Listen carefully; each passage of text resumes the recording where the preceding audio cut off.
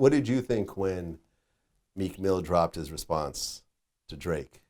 And he said, this is 50 and Ja Rule. You heard it? Maybe once. Yeah. I might have heard it one full time, honestly. Look, I fuck with Meek. I like Meek. All I'm telling him is nothing. All of this doesn't matter. Make a hit record. Get people singing your record. Get them there. You know what I'm saying? Do you feel? I mean, because there was an interesting kind of moment at one point where it's like 50's beefing with y'all, and he's mocking Ja Rule for singing. And he started himself. While he's singing himself. And I felt, now you could correct me if I'm wrong, I felt at that point, Ja started to actually try to change his style a bit and not sing as much. When, in retrospect, if he had just stuck to his guns his formula and said, fuck y'all, I'm going to keep singing. I'm gonna drop a fucking all singing album like Drake did. It's probably because when I told you in the beginning of this conversation, I said he used to battle. Yeah. Ja found his niche. The evolution of Ja Rule, the artist, is unreal. It's like he was a battle artist. Like Irv, myself, take him anywhere in battle. He was battling, just like bar for bar with artists, like just going. And then he found his niche. That's what artistry's all like. Right. To me, which was the singing, rapping combination. His formula. It was his formula. Yeah. No one gave him that formula. He created it. Yeah. And then there was a point with DMX saying he sounds like DMX. The only thing sounds the same is they got a baritone voice. Is that what you would say? Yeah. But they don't make none of the records the same. True. Because the first time I heard, because I remember this moment when I heard Can I Get a...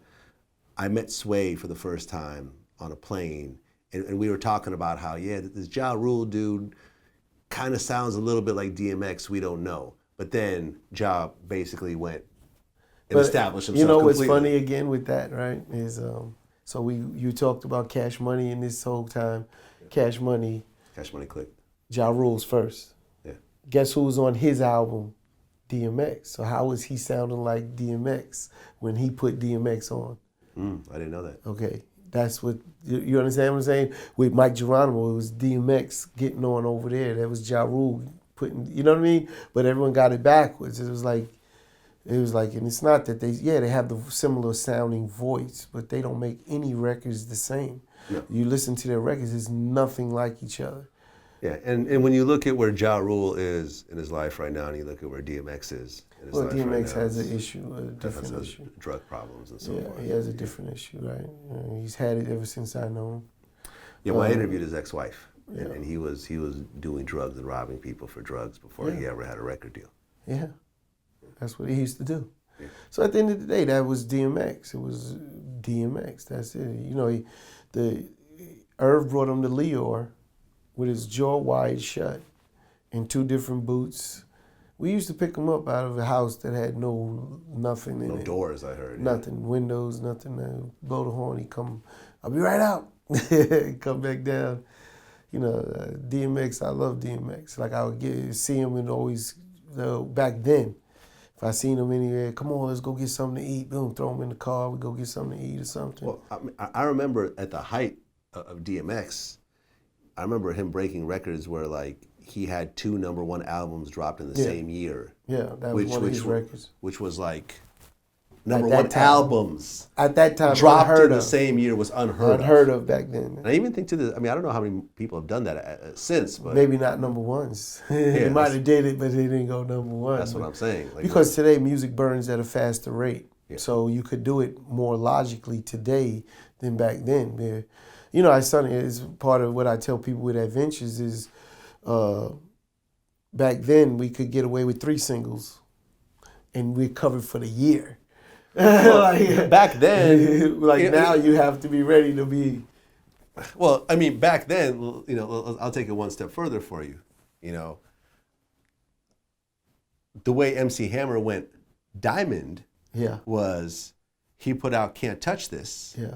It became the biggest song of that time, and he had the record label not put it out as a CD single or a cassette single, so if you wanted to have that song, you needed to buy the album. So everyone had to buy this Please Hammer Don't Hurt 'Em album. These are all the marketing strategies we used to do. That's back what I'm then. saying. Like, you know, back then when there was no downloads, Yeah, no copy, whatever else. Yeah, you're talking about a completely different As long as you didn't get bootlegged, era. you was good. You know? But even if you got bootlegged, it wasn't the same. It was exactly. a New York thing. You know, people weren't bootlegging all Everywhere. across the country, Exactly. all across the world. Like, you Right. know, we weren't bootlegging Absolutely. in the Bay where I was living.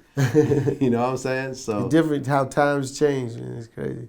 yeah, well, and now you got your new venture. Yeah, and absolutely. You have to change with the times. Yeah, that's what I did. I came up with something for the times right now that should have the test of time with it. So, Right. new business model for all music artists.